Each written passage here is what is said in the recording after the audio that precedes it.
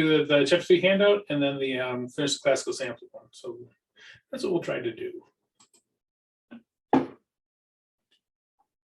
Okay, very good. All right, so let me pull that up.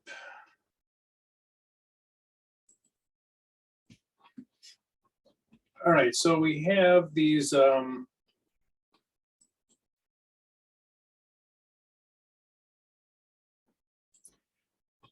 just kind of reiterate what we did last time.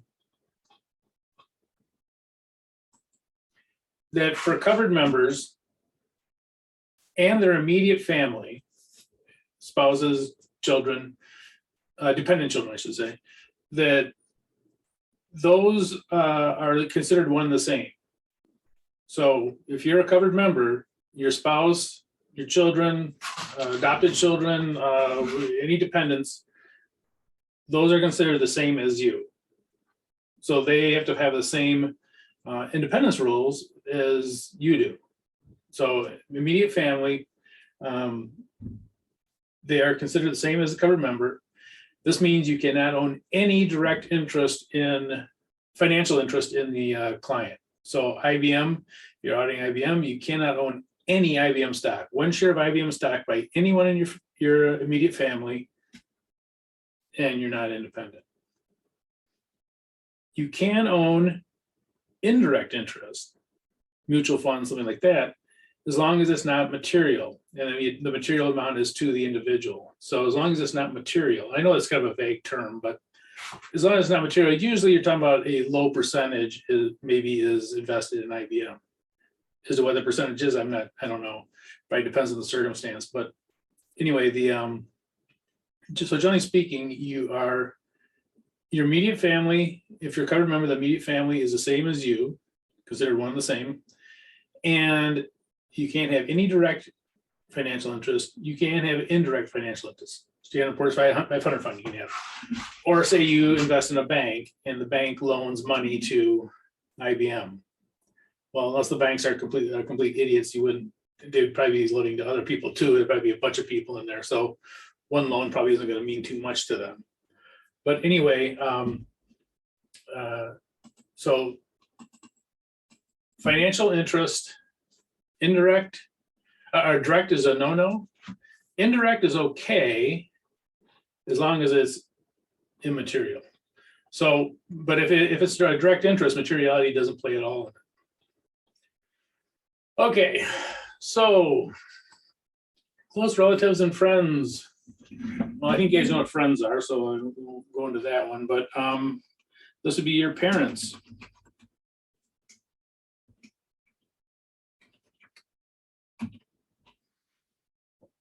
Parents, siblings,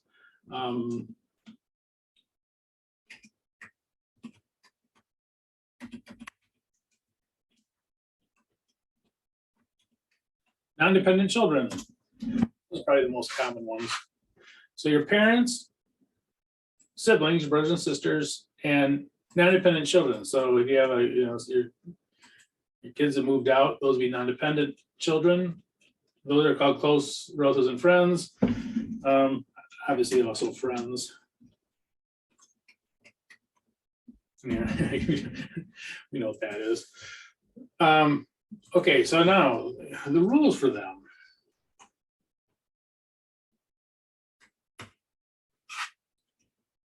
They can have a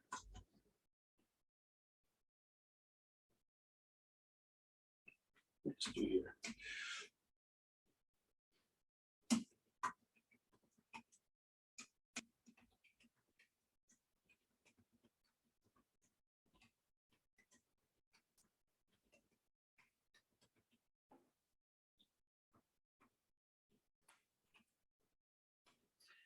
You may have a direct interest if it is immaterial.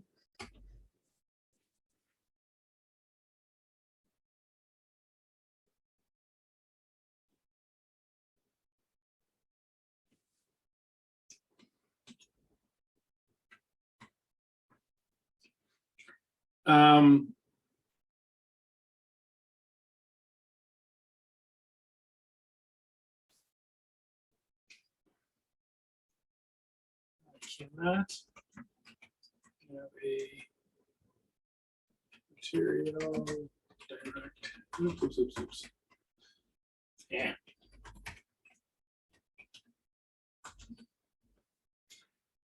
I just say financial interest.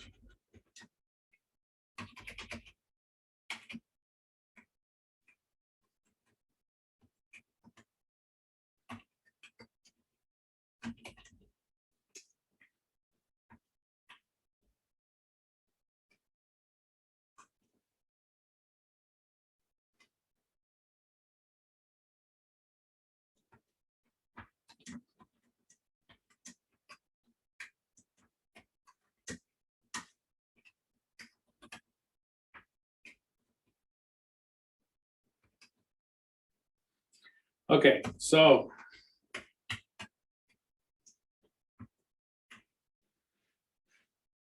these are kind of the wacky ones. They're a little bit wacky. Not terribly wacky, but somewhat wacky.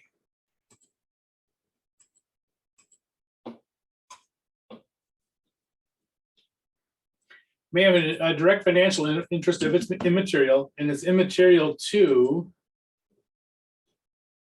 the person who owns the stock. So if it's immaterial to that person, it's fine. Cannot have a direct material financial interest if it is known by the covered member.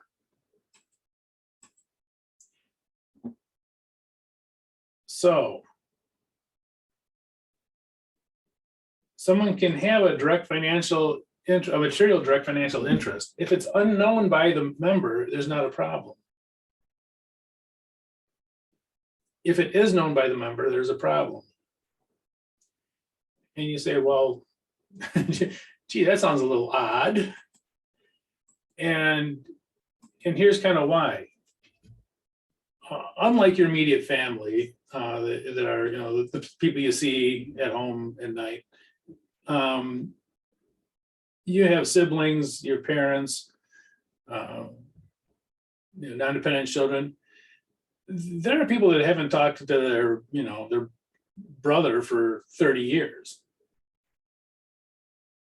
So if their brother has a direct material interest in IBM, they'd have no way of knowing. And because they have no way of knowing, it wouldn't impact it. So this is a little bit trickier than the immediate family. Immediate family, you see them every day, you know what they are, their dependents, and you all live under the same roof. When you talk about these other, the relatives and close relatives and friends, where you're talking about is people like, some people haven't talked to their mother in 10 years or whatever. Who knows what investment she has?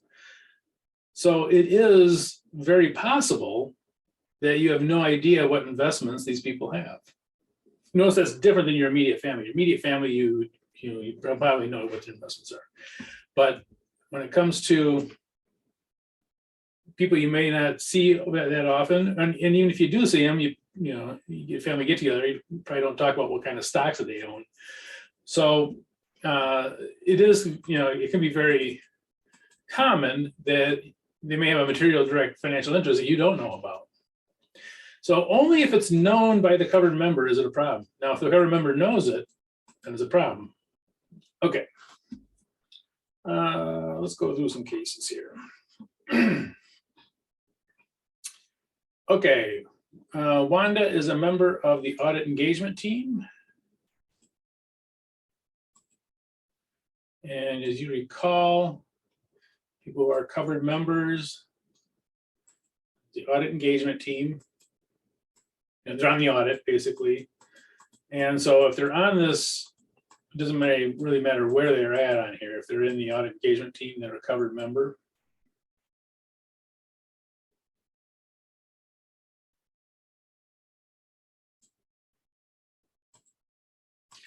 She's not owning any shares of IBM stock, but knows that her sister owns 500 shares. The IBM stock is immaterial to her sister. Okay, so she's a covered member, we know. The interest is it direct or indirect?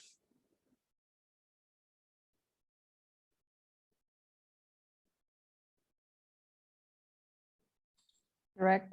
Yep, it's direct. She owns the stock.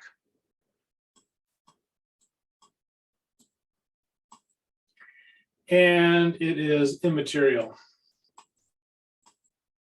Is one in violation of the independence rules.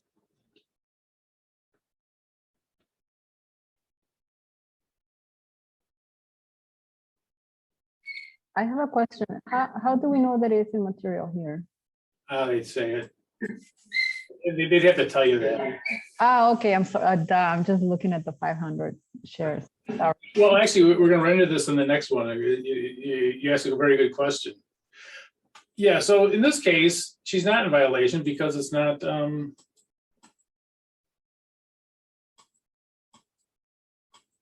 It's not material.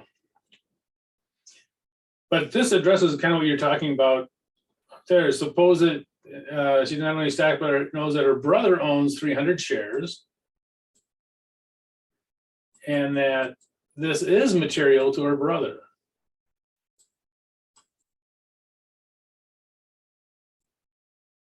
Okay, so covered member, so everything's exactly the same. Oops. It's a direct interest. Now this one is material to her brother.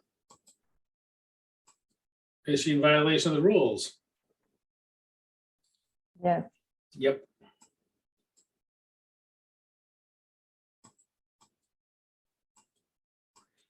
So even though it's less than, 500 shares up here was immaterial, 300 shares here might be. So it isn't simply a number.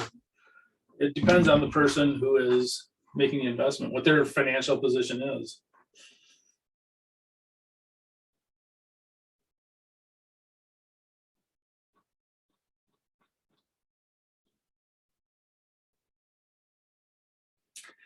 Lawrence is a member of the audit engagement team. Okay, covered member.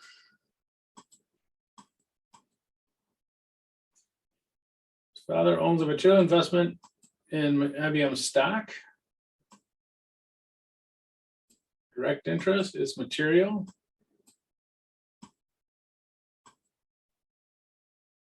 Is Lawrence in violation of the independence rules?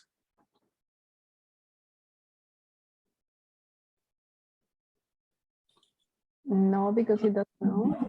Doesn't know about it, yeah. So Lawrence is not in violation.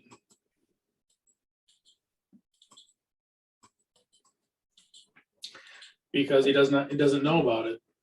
And again, this could be something where they haven't talked in 20 years, or if when they do talk, they don't talk about stock.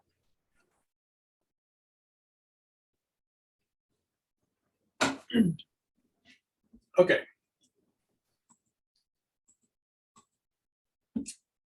May is a member of the audit engagement team for IBM. Her mother has a material investment in the IBM stock.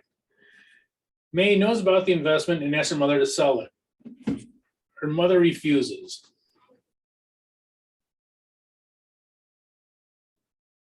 Okay, covered member.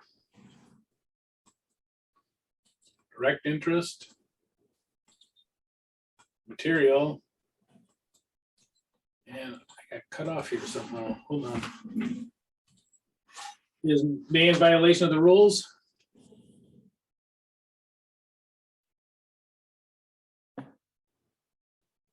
Yeah. Yep. Now, I do know that there have been law cases about this one.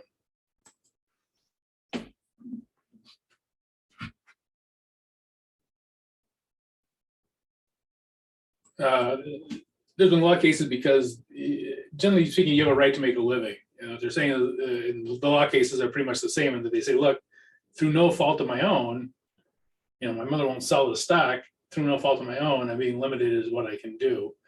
I'm not sure what the outcomes are on those, but I'm positive there have been cases about this. There have been cases of people have gone to court to say that this rule is penalizing them for nothing that they've done. Okay. Any question on those?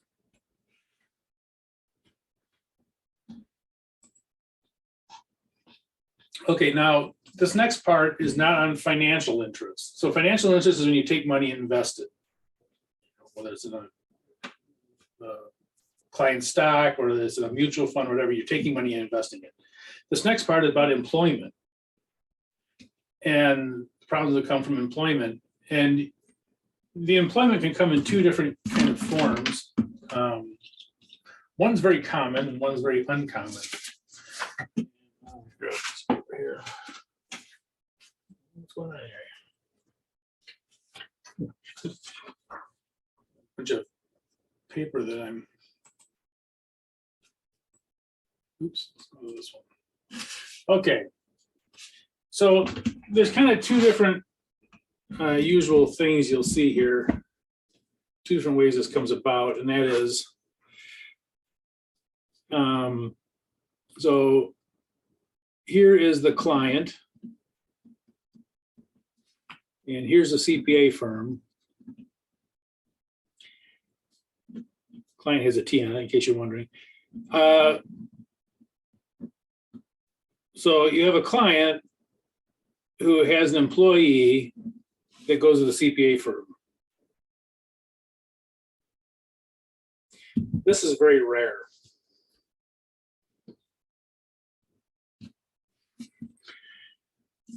A more common one is the second one, and that's where you have the client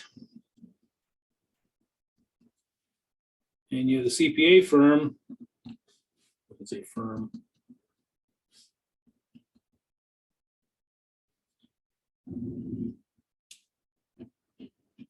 And the employee goes from the CPA firm to the client. This is much more common than this. Does this happen? Yeah, it happens, but very uncommon. This is a much more likely one to happen than the other way around. Now,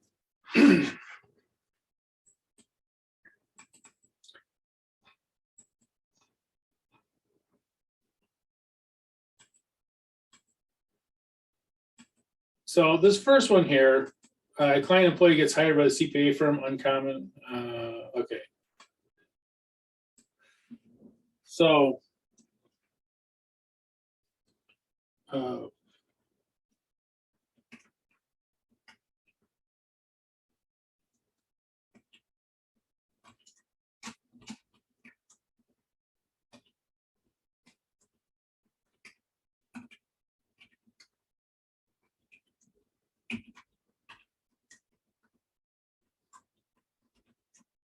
oops.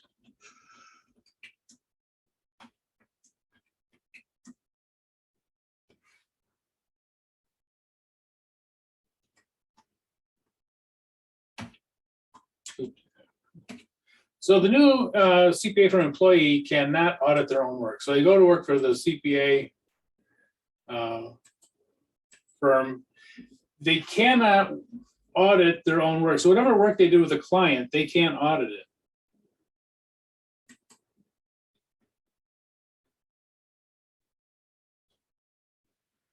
Okay, so let's go to this example. Case, Gracie worked for IBM in the accounting department and was recently laid off for position. She took a job at IBM's auditors. Can Gracie participate in the IBM audit?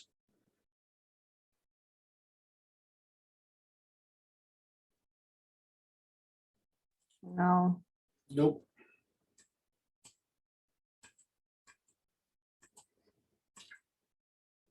She'd be auditing her own work. So they can't audit their own work. Now, a couple of years go by and Gracie is, her work is no longer as part of the audit, then she can be on the audit. Now notice that, someone coming from IBM, it might be natural to say, oh, well, hey, you already know the company. We should have you on the audit. They can't do it if, they're going to be auditing their own work. If they're not going to be auditing their own work, if they did something else, that's fine. But if it's work they did is going to be part of the audit, then they can't be on the audit. But again, we're talking about a time frame here. As time goes on and their work is not part of the audit, then they can. Okay. Employee firm gets hired by the client. This is very common. Client is a non-issuer. Okay.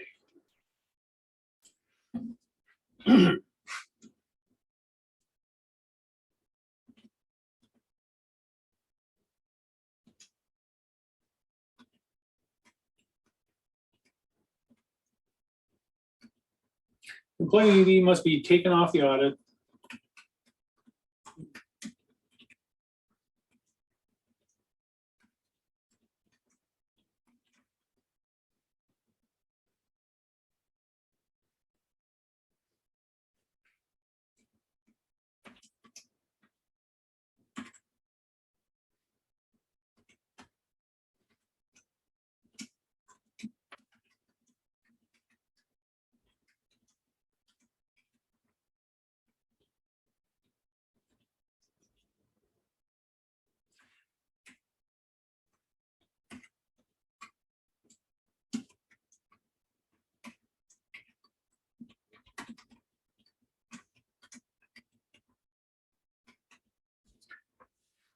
Okay, so the employee must be taken off the audit if they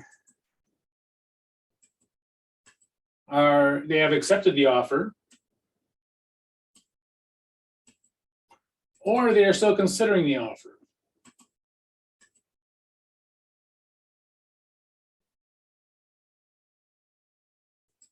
So if they're still thinking about the offer, they have to be taken off the audit also.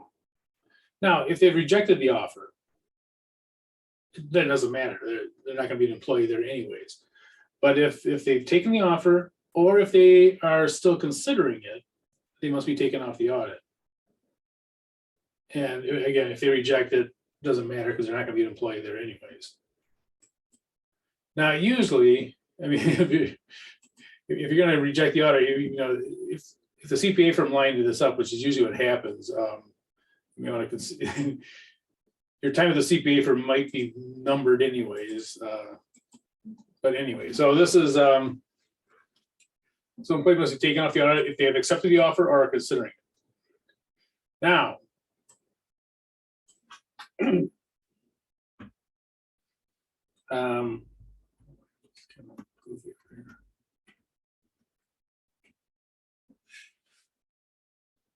the client is an issuer.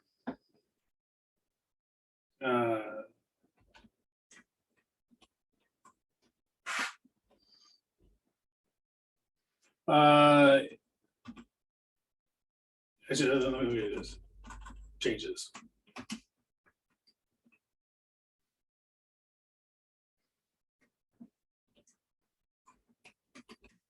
The job with the client is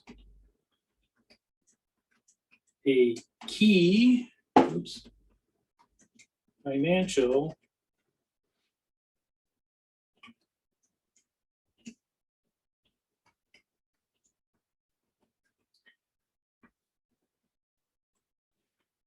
it's a key financial position. The employee must be off of the audit for an entire audit cycle.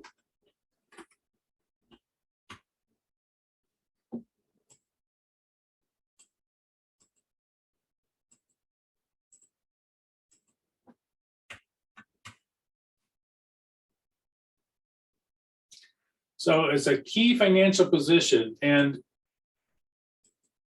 the key word in this key whatever. This was added fairly recently.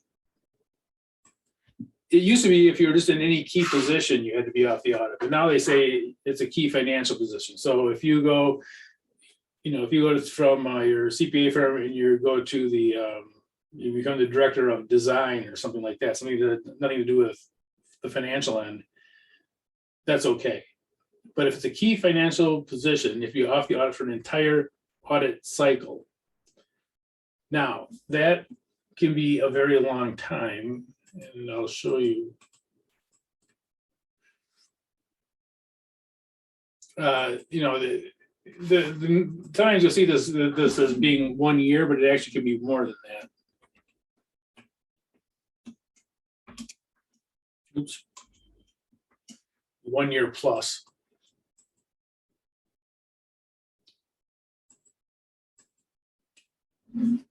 And this is hold on a second. This is what it kind of looks like. So let's say that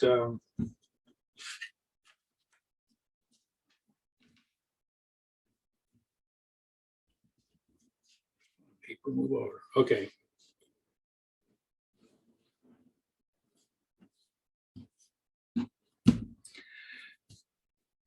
So this is say 2021, 2022, 2023. So let's say that you got an offer on March 1st of 2021. You're still on the audit. So you were in that, so you weren't off it for an entire audit cycle. So this is the cycle is this down here, the whole 2021.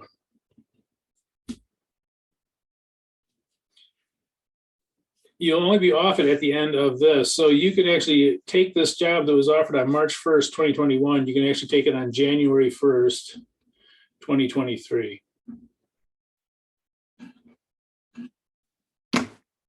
So, you know, it can actually be much more than a year that you're off of it.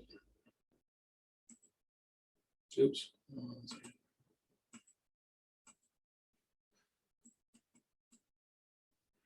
So it'd be at least 1 year, but it could be more.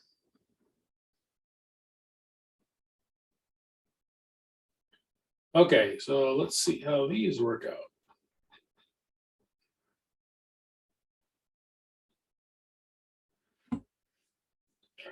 Sam was a member of the IBM engagement team. Okay, he's a cover member.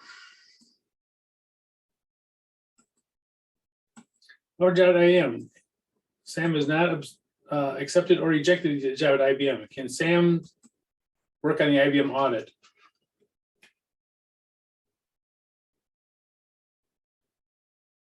No. That was an enthusiastic answer. I like that. No, yeah. And by the way, when I say these are for the non-issuers, these same rules apply to the issuers. So issuers must follow the AICPA rules. They must also follow the federal government, the SEC, PCAOB rules. So these rules still apply. And, you know, this is an issuer, even if it was a non-issuer, editing of the audit. Okay. George, member of the IBM engagement team. He has recently got a job offer from IBM. The job is for staff accountant. Can George immediately accept the IBM offer?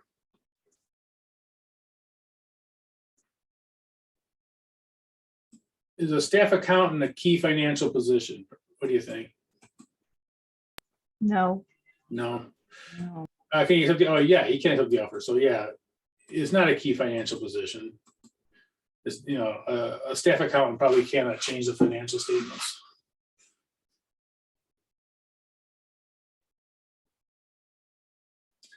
Lisa wants a job as a controller. It's an issuer. Can she accept the offer? No. No. By the way, here's a weird thing about the rule. The rule about that. It doesn't. The rule actually doesn't apply to the CPA firm or any of its employees.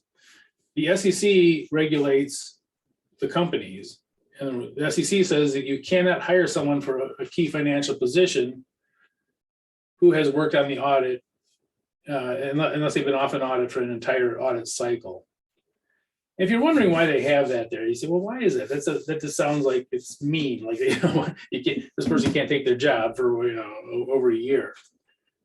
The reason being is oftentimes the people that went for those higher positions in the companies were in higher positions in the CPA firms. oftentimes they were the manager or even a partner would go and work for the client at these publicly traded companies for issuers. Notice when the audit team comes in, who's going to be staring back at them across the table when they start asking all these questions? The same person that trained them.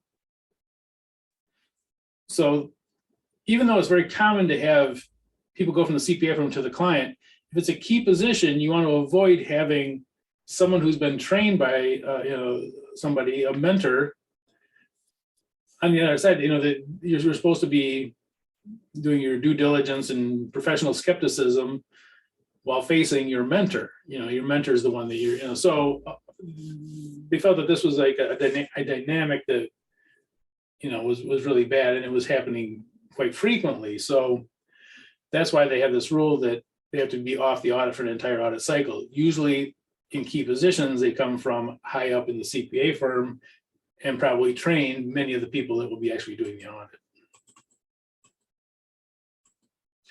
Okay. And by the way, the controller is kind of like the top accountant.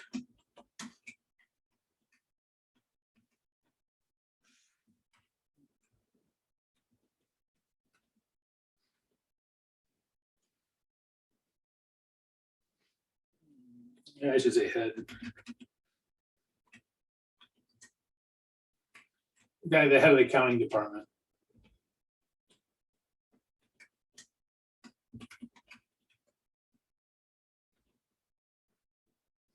So that's what a controller does.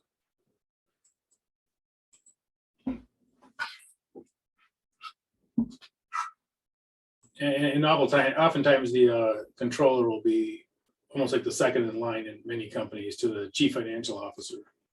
So it's pretty high up. Okay, non-issuer. Mickey, a member of the GeoCorp audit engagement team. GeoCorp is a privately held company. She recently got a job offer from GeoCorp as a chief financial officer. Can Mickey immediately accept the offer?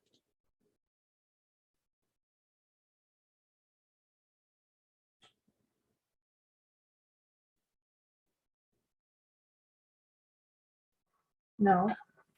She actually can. It's a non-issuer. It's not publicly traded, so these rules apply. She has to be taken off the audit. When she has to follow these rules, but she can immediately walk over and take the job if it's a non-issuer. And you might say, well, why is that? Well, because a lot of times, if you think about smaller companies, a lot of times, first of all, the people walking over to take these jobs could very well be people lower down in the CPA firm, because you're talking about small places that maybe have 20, 30, 50 people, whatever. It wouldn't be unusual at all for someone with a couple of years of experience to walk in and take over the accounting. So it's not that unusual for that. And also, this is not it's not publicly traded, so you don't have those same rules that are for the issuers.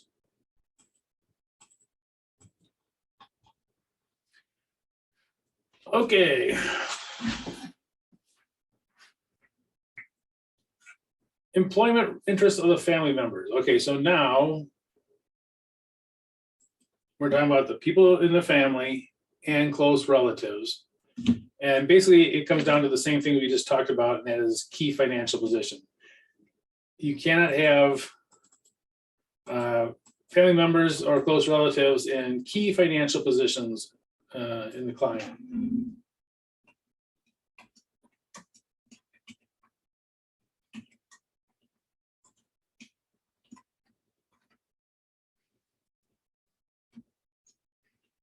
It's something weird here.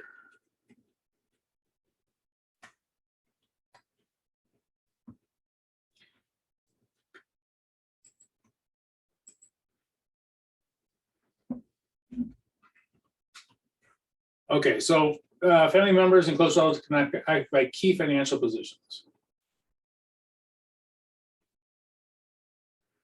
Okay, Sam is a member of the Up One corporate audit engagement team. Sam's mother is the chief financial officer. Is Sam in violation of the independence rules?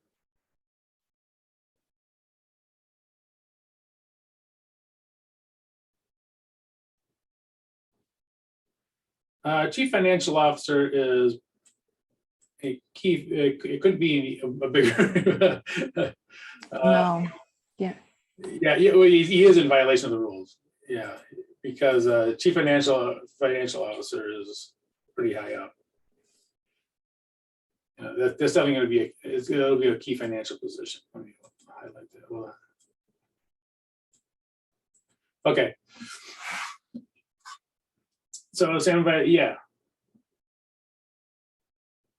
Mary's a member of the UP2 audit engagement team. Mary's father is director of design at UP2. Is Mary in violation? no, Nope, it's not. It's maybe a key position, but it's not a key financial position.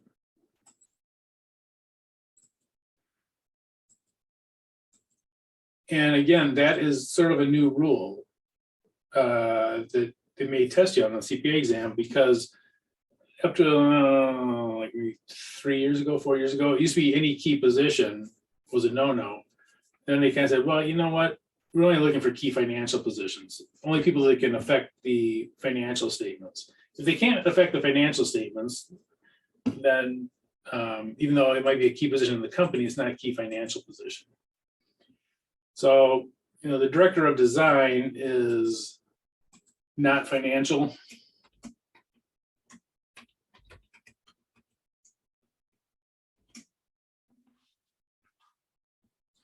So because it's not financial,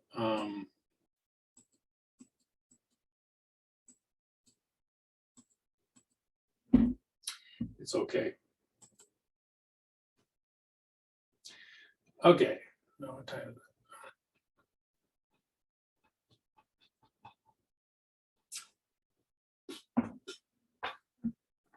Now, so we just covered a whole bunch of rules for covered members. So covered members and their families and close relatives, tons of rules for those people. Now, there are all the other professional people in the CPA firm.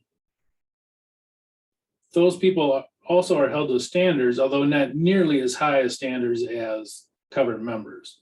Covered members, it's a big no-no, no direct interest in, all these rules about employment, being taken off the audit, waiting out an audit cycle. All these rules apply to these covered members, but there are also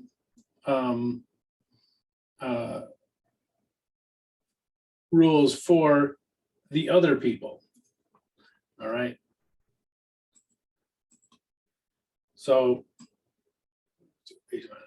okay, so coming up here, how about this senior here? Are there rules that govern what this senior, can do? And there actually are. So these other people that are not covered members, they have some rules. They're not near as strict.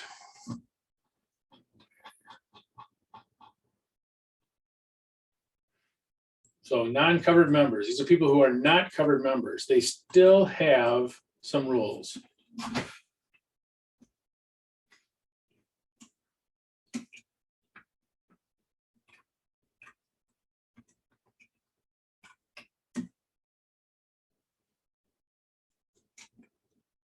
They cannot own more than, so sorry about this, 5% of the voting stock.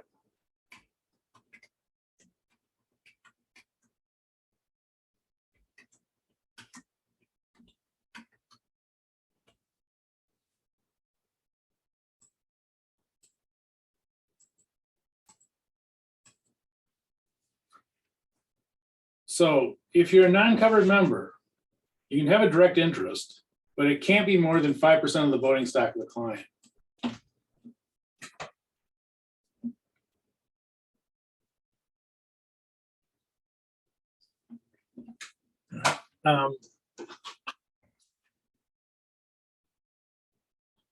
Now, for publicly traded companies, it would be very unusual for someone to own 5% of the voting stock of a publicly traded company. I mean, they'd have, if you own 5% of IBM, you probably own an island somewhere. But for smaller clients, it very well could happen. You may have somebody who for instance, maybe their family owns some, 5 grocery stores. They go off to college, they become a CPA, they go work for a CPA firm, and that CPA firm does the audit of, their family business, and maybe they own 10% of the family business. So, well, for publicly traded companies, it's probably not, they probably don't run into that very often.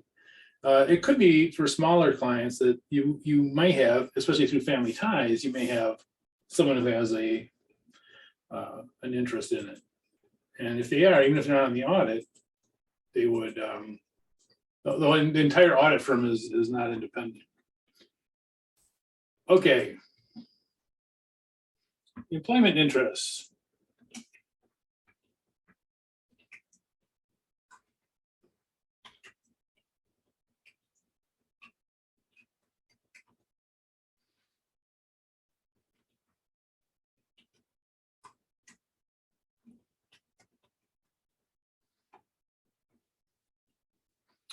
Can that be an upper management or a director?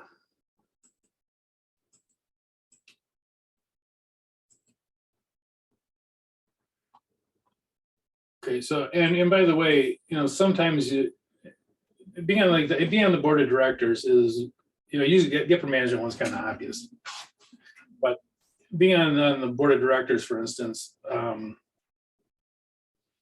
sometimes those are given out to get a diverse group in the board of directors. So it is possible that you'd have someone be asked to be on the board of directors, in a fairly, large company, especially even a publicly traded company. And but the rules are very clear, though, that if you have any member of your audit on the board of directors, you can't do the audit.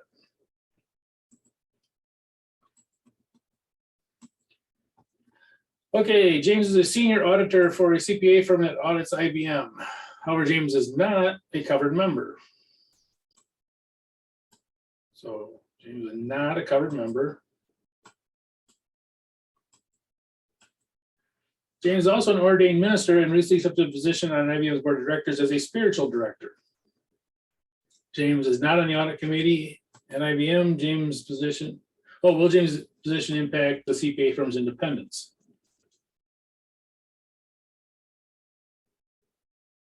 No. Actually, yes.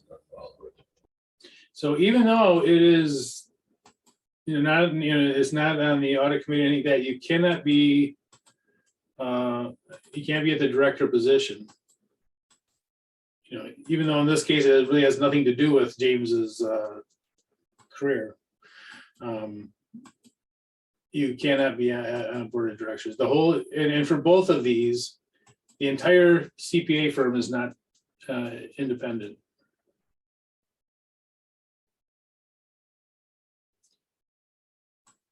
So for either of those two, the CPA firm is not independent.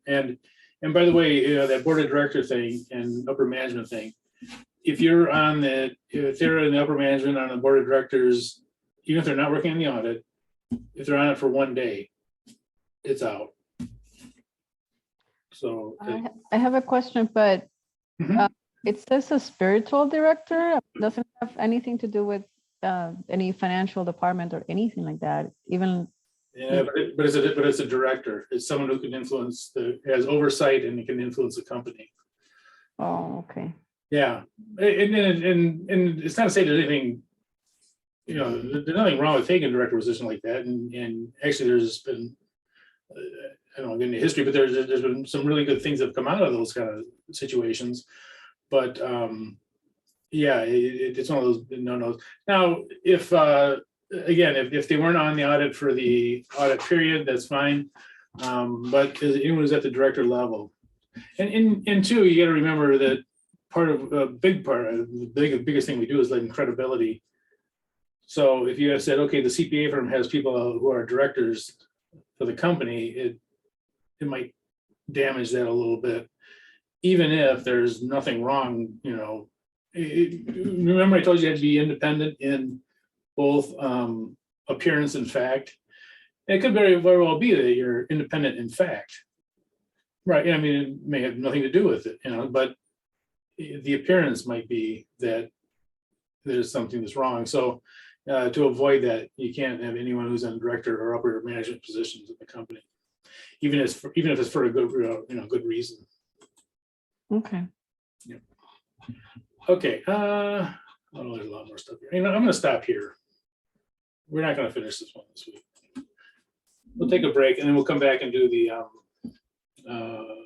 classical sampling.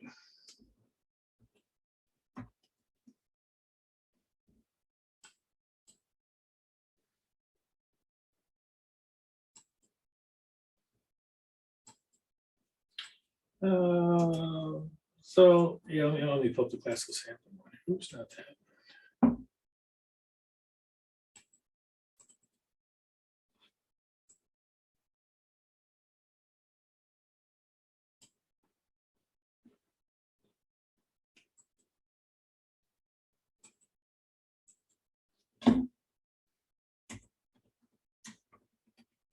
So you'll be back at about 7:05.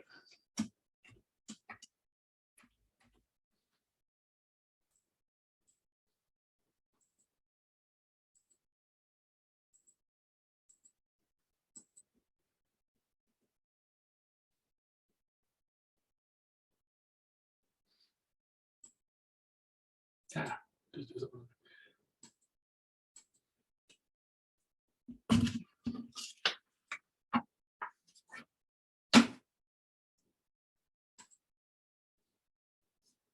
Okay.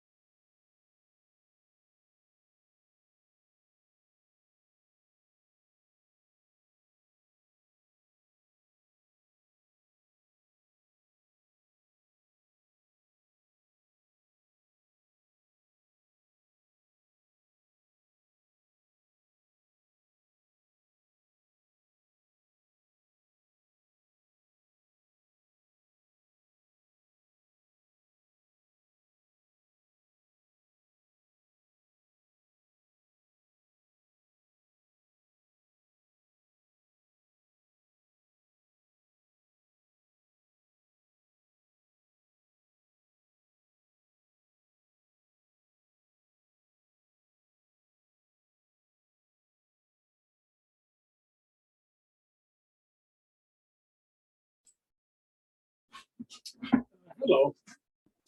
I sent out a thing called the Sullivan Principles. This is one of the things it's actually pretty amazing. It's something that a lot of people don't know about.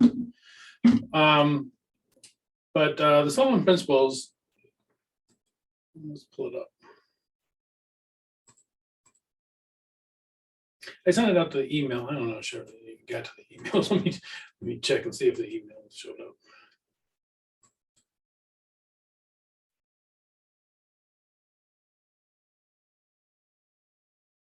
Yeah, okay.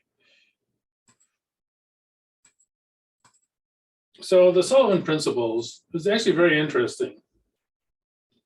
And, talk about someone making a real impact on the world, being a director of a company. Reverend Leon Sullivan was a American minister who was on the board of General Motors. He came on the board of General Motors, I think in 1973. I could be wrong on that. But anyway, and this is for the apartheid era in South Africa. And General Motors worked over there. And they had these principles they came up with. At first there were 6, then they added a 7th one onto it. And these are principles that companies are saying, look, we're not going to abide by your apartheid. It's not going to be something we're going to do. And 125 companies doing business in Africa adopted the Sullivan Principles, and at least 100 more stopped doing business until they would change their rules, regarding race. And it's a very interesting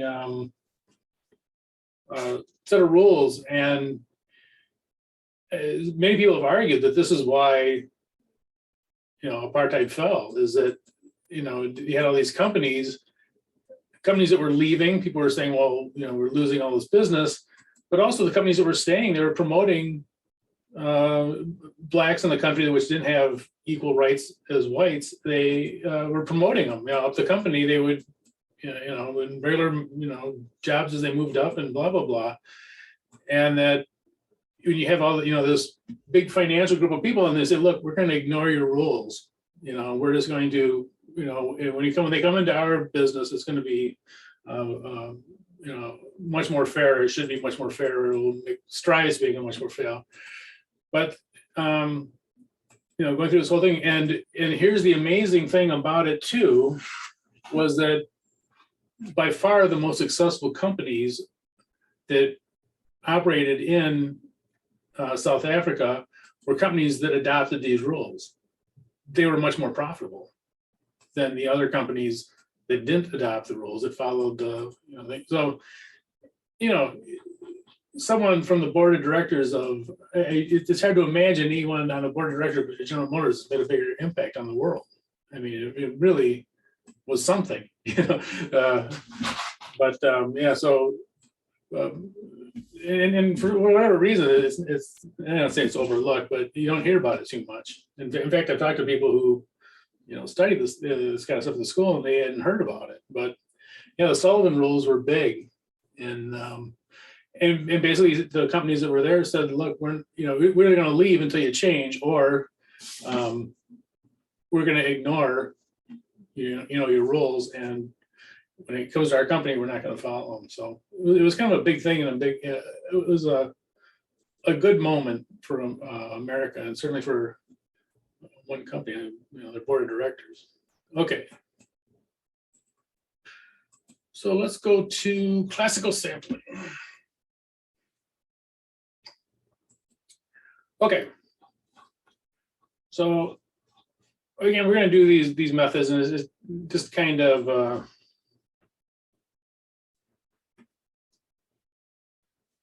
you do them a few times and you kind of get the hang of it.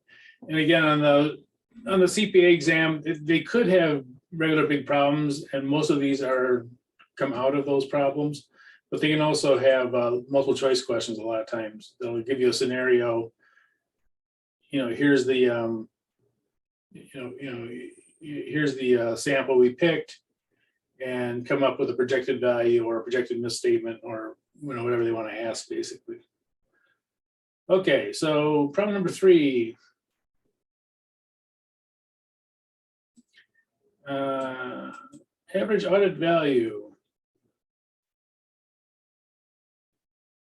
So here's the sample.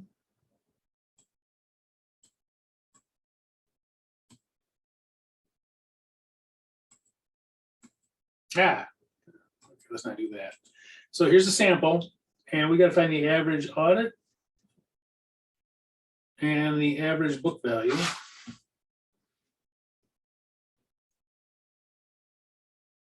So how do we find the average audit?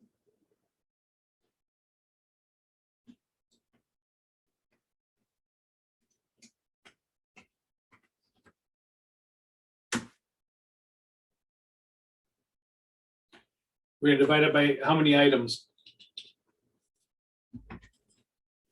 5. Yeah.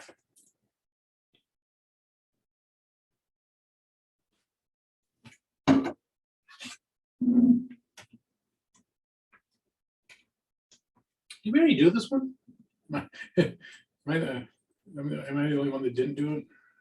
Oh, Okay.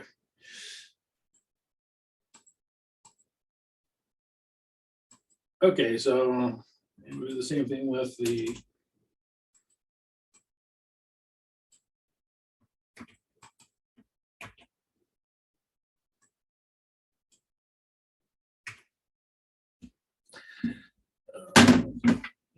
$220.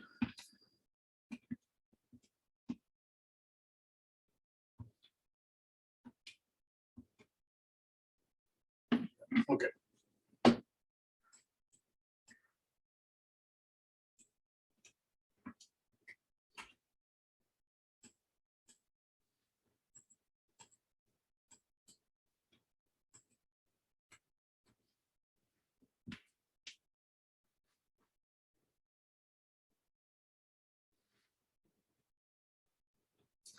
Okay, and then like we did before, we're gonna take these.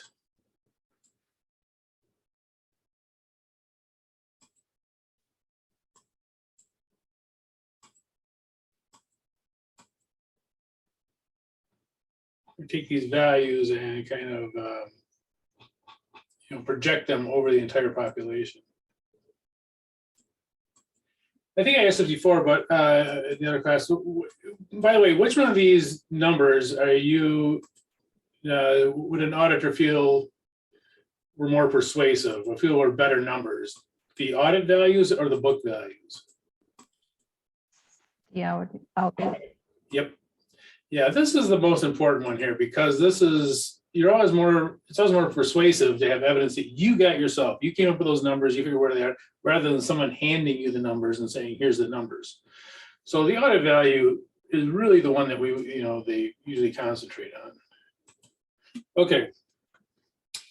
Mean per unit. Mean per unit says, okay, we came up with $240 for this, for each one of these. And we think that every one of your items in your entire population, should be the same as ours.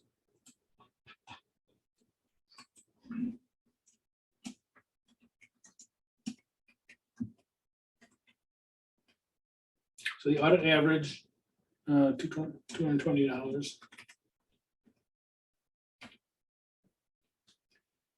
Times, just that quick, I forgot, 10,000 items.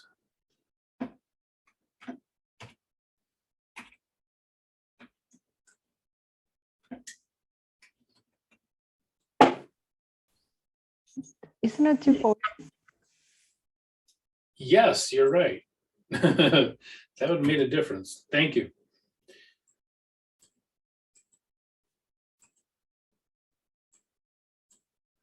Color code that so I know. So this will be the projected value. Oops, no.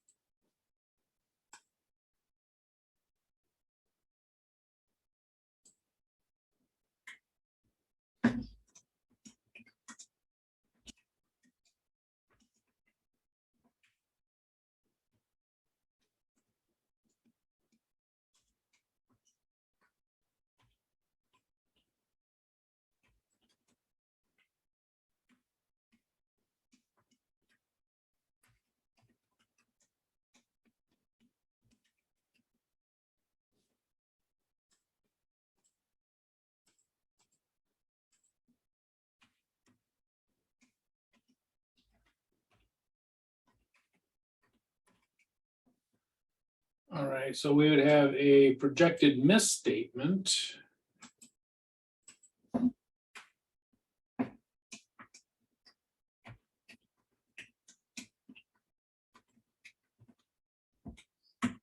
Um,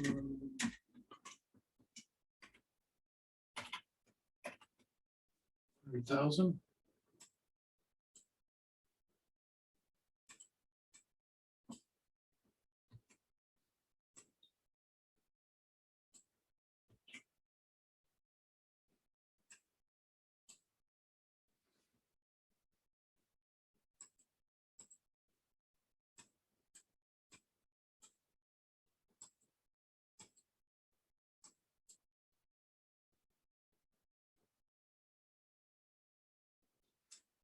Okay, understated or overstated?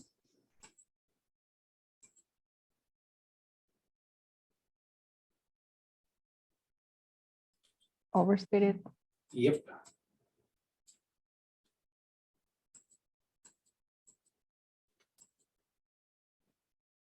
Yeah, we said they should be 2,400,000. They have 2,500,000 on the book, so this would be that they have overstated it by 100,000.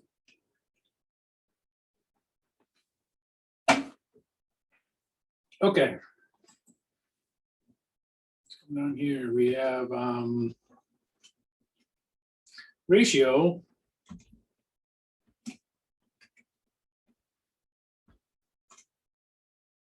Estimation, and it says that everything is off by the same ratio.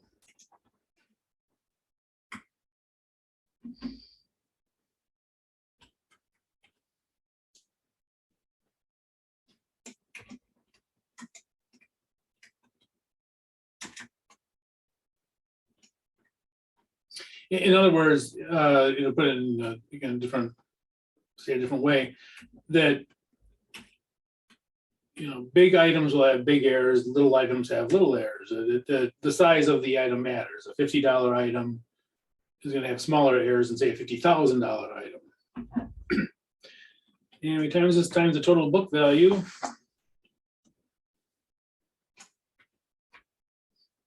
Oops.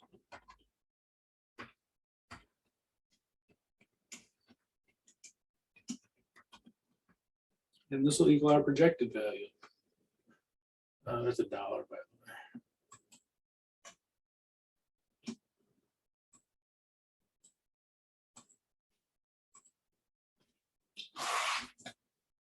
way. Document camera.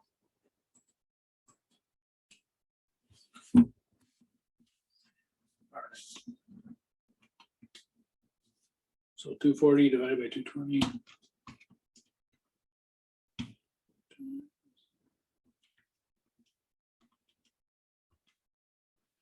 Equals 22,700,000, something, that number. All right.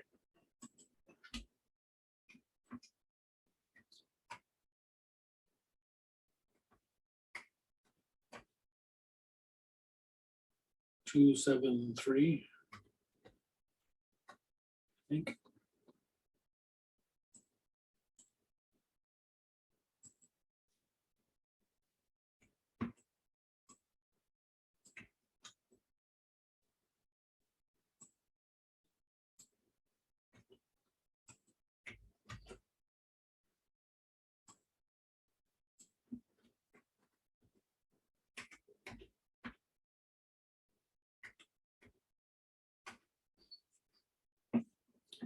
So a misstatement would be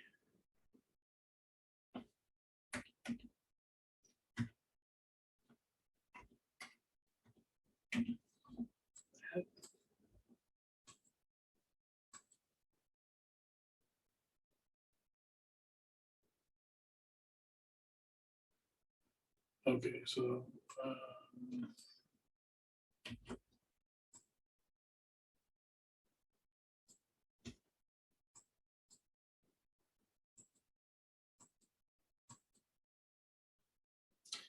overstated or understated?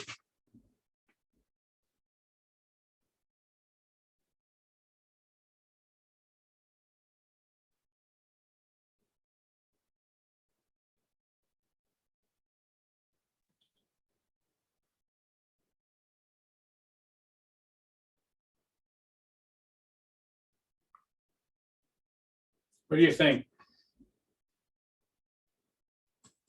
We're saying they should be 2,727,000. They have 2,500,000 on the books.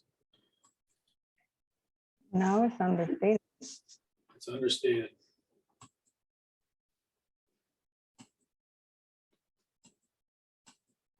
Now notice that it is possible for one to give you silly here, but it's possible that one gives you understated, one gives you overstated.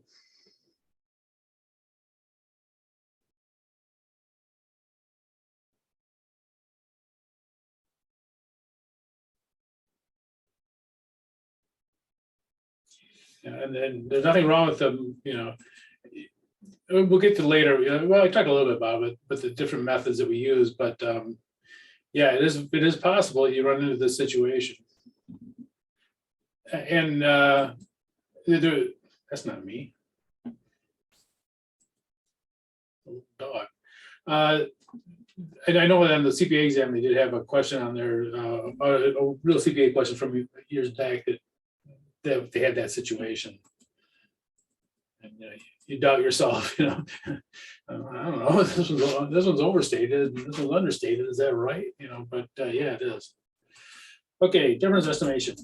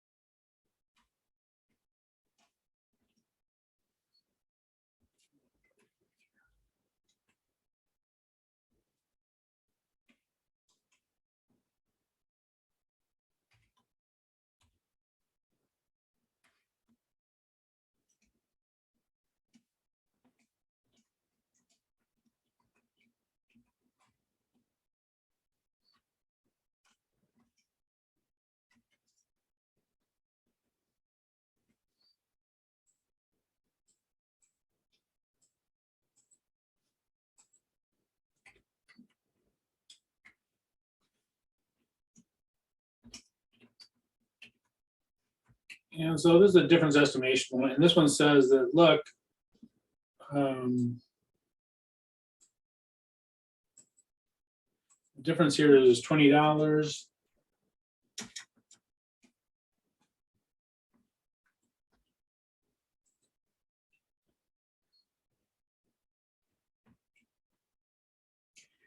And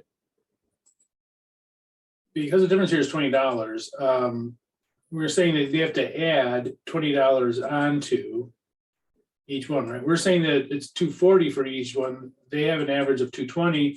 So we're saying, look, on average, these are misstated by $20. So for every item, it's kind of like this one here, it's going to have a misstatement of $20. And so this will be, and this is a little bit strange compared to the other ones, and that this is a projected misstatement.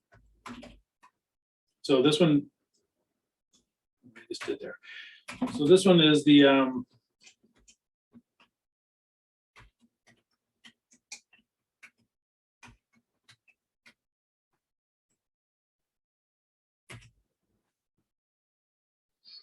this is kind of the weird one that you actually will back into.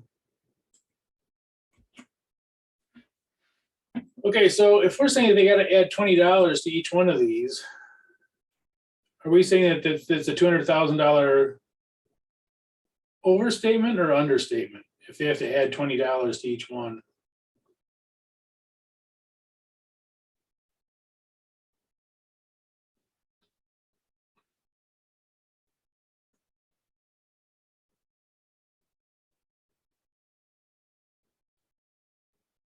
Oh, come on, make a guess. Flip a coin. Understatement. It is understated. Understated. Yeah, so when you come down to this thing though, so notice we got to back into the projected value.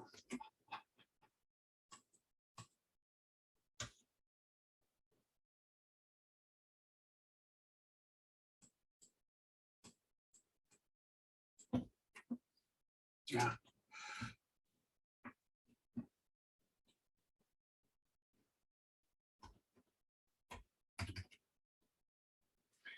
So we're saying that it's misstated by 200,000. This is an understatement.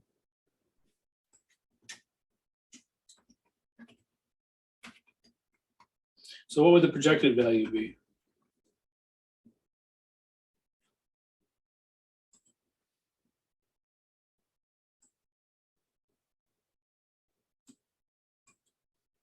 Well, if it's understated by 200,000, so we have to add it onto that, right? So this would have to be 2,700,000.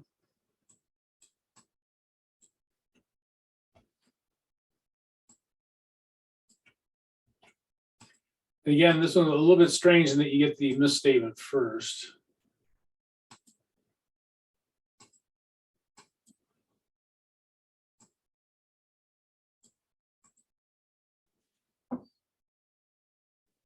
And this is the one you got to back into.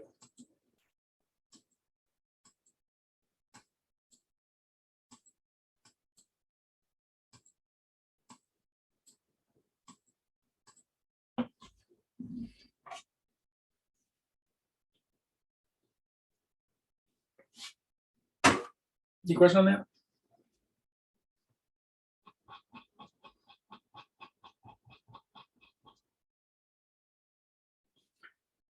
Okay, I think I'll give you guys 4. So do problems 4 and 5 for homework, but I want to go to the end and do number 6 here real quick. But problems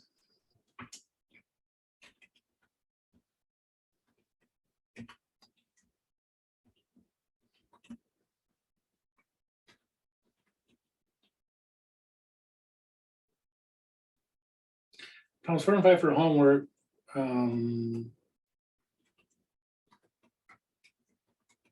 Next week.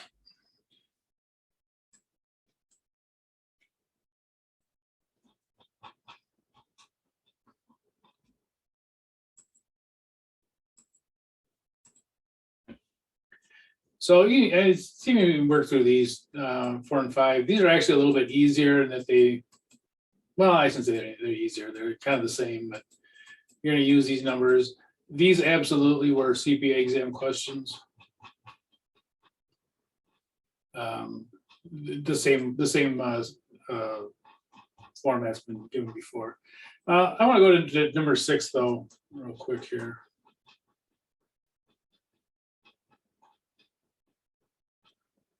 Let's see.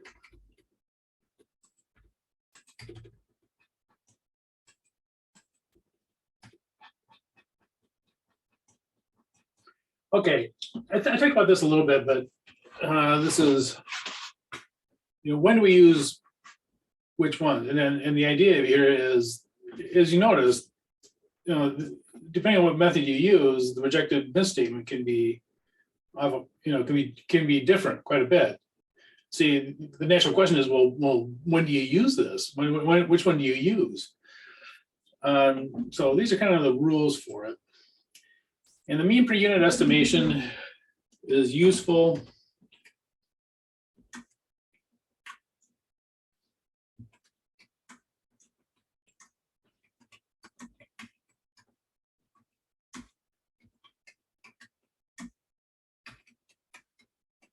It's useful when all of the items have a similar value.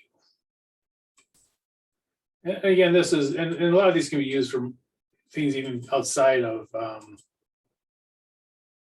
auditing. I think I tell you guys, like, if you want to know how much, how much do all a flock of ducks have on a pond? You can say, okay, maybe that's a bad idea. but you can take a few ducks, you say, okay, well, we'll take 10 ducks. I know there's 100 ducks out there. We take 10 ducks and we can figure out the total weight of them. And ducks, I don't know what they weigh, but probably pretty similar. They look like they weigh the same. So if they're all of a similar weight, it makes sense. And same thing with dollars. If it's all similar, if you have items that are similar priced, it's not a bad way to do it. And by the way, if you also, or if you have categories that are similar, let's say you make 3 things and those 3 things are, while the dollar amounts might be different, maybe you make I don't know, a drill press that costs $100 and a saw that, costs $200, whatever.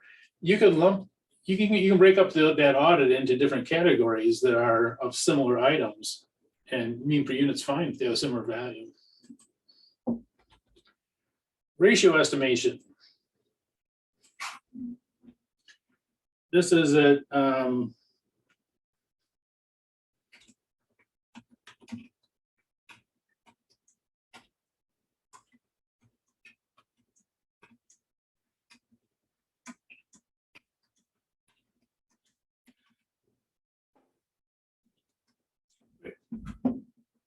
the statements are occur in a ratio, I should say occur.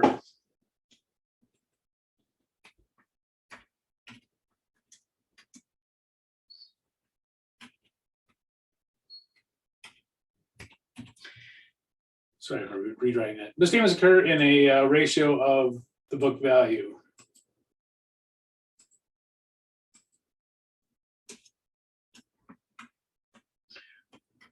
Or another way of saying it is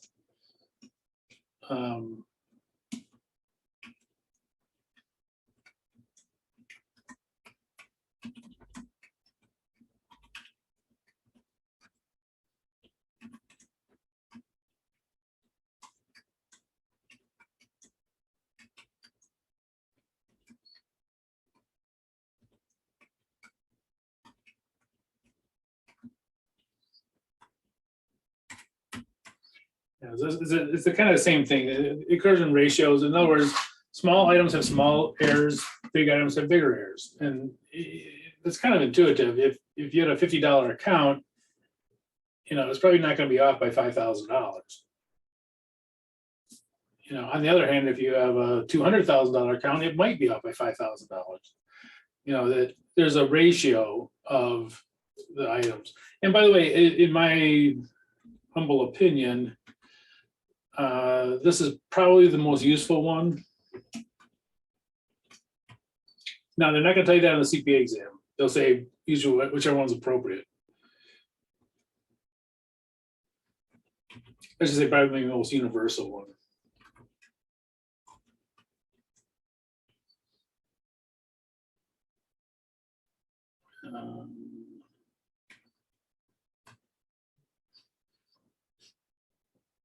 Most situations, it just makes more sense that usually small items, small errors, big items, big errors.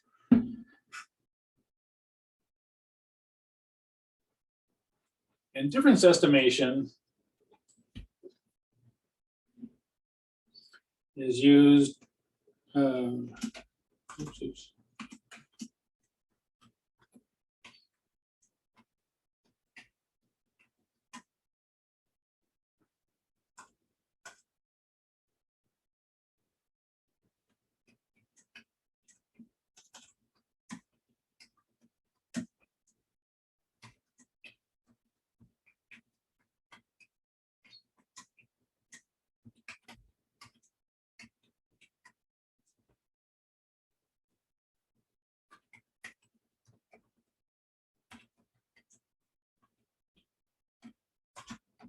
Yeah.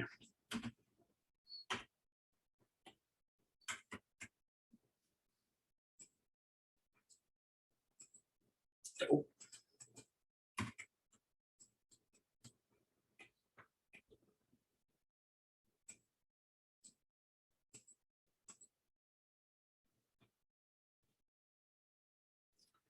So difference estimation is when things are going to be off by the same amount. So it could be a shipping charge that's not added in correctly, or it could be that there's a $50 discount that's given for all sales made in January or something like that. That if it is misstated, that it doesn't matter whether it's a $100 account or a $100,000 account, it probably will be off of that same amount. So this is when things are misstated by the same amount. This is a useful method. And again, if I had, for us, for the most part, not always, but this is probably the one that fits most of the, most of the things that we test will fit in here. This kind of ratio estimation one. But again, the AICP will not tell you which one is better. They say it depends on what the sample looks like. What are you looking at? What are the most likely misstatements on it? Question on that? Okay, so do pages, two problems 4 and 5. And the first test is due on Friday. Do I have that in here? No.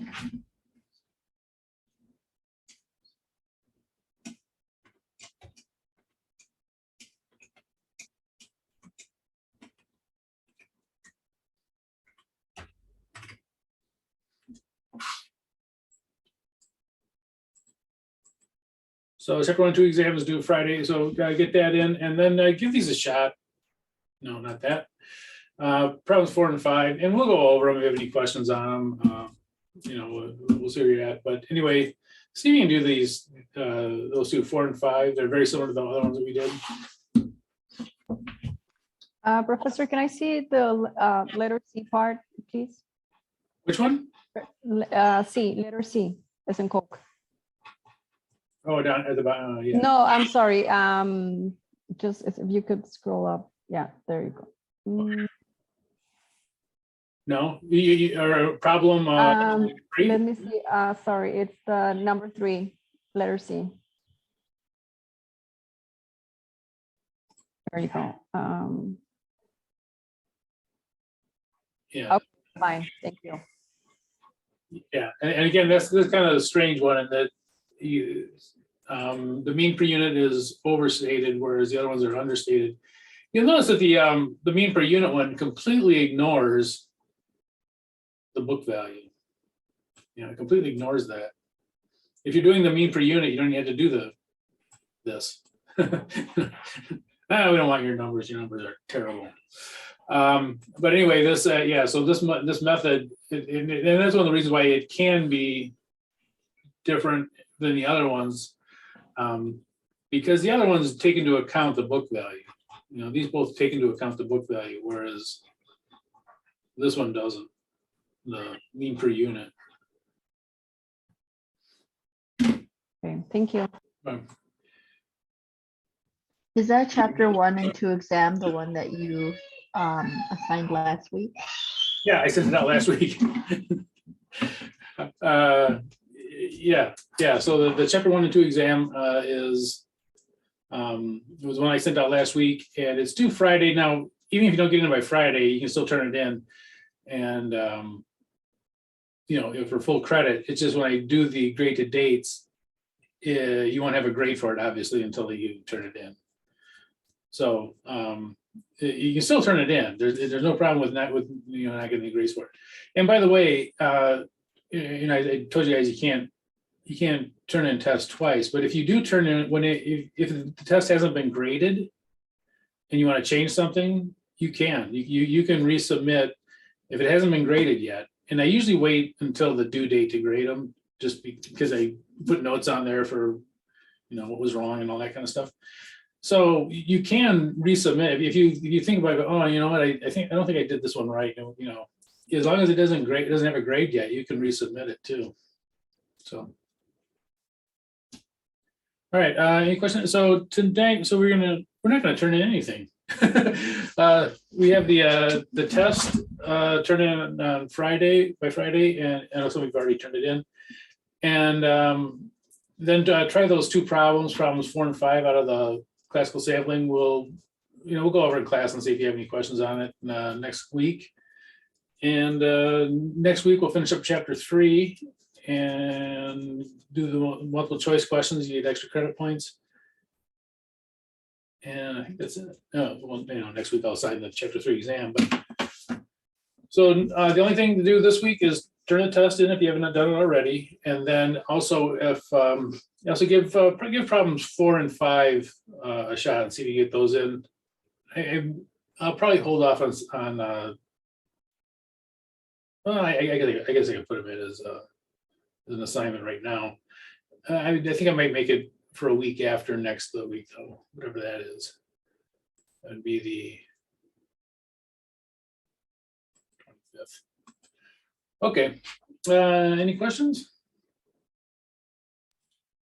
Nope. All right, well, have a good evening and I will see you in a week's time. Thank you. All right, Have a good evening. bye-bye. Good night. Good night.